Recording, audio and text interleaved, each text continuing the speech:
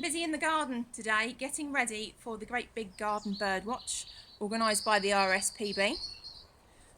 So what I've been up to this morning, I have washed out my bird bath, put some nice clean fresh water in it for the birds to drink and have a bath in.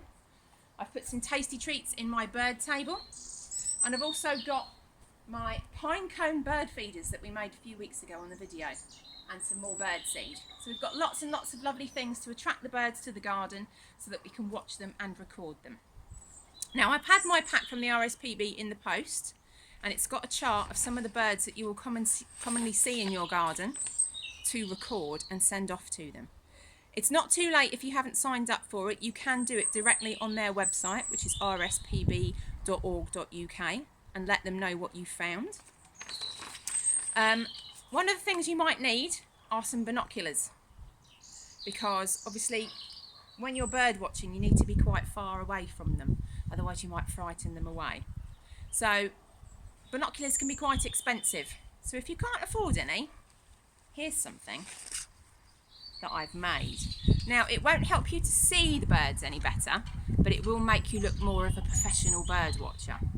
Here we go.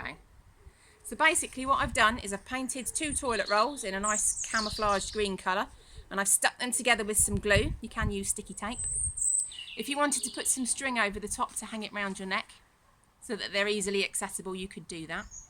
So you don't need to just use them on your bird watching adventures. You could take them on your nature walks as well to look like a professional explorer.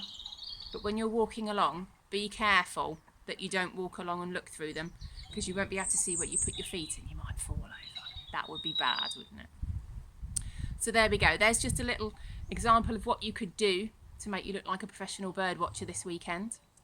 You're supposed to be outside for an hour, so you just need to pick 1 hour over the whole weekend to sit and watch the birds. I'm going to do it from my upstairs bedroom window so that I can be nice and comfy with a cup of tea, and I can look out the window and the birds can't see me.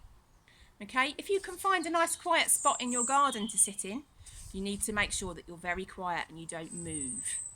Okay, so the birds aren't going to be frightened by you being there. So get your bird guide and your binoculars, whichever pair you may choose, and have a great bird watching weekend. Post some pictures if you get a chance to take any of the birds that you might see over the weekend, and just enjoy yourselves and have a good time. Okay, see you later.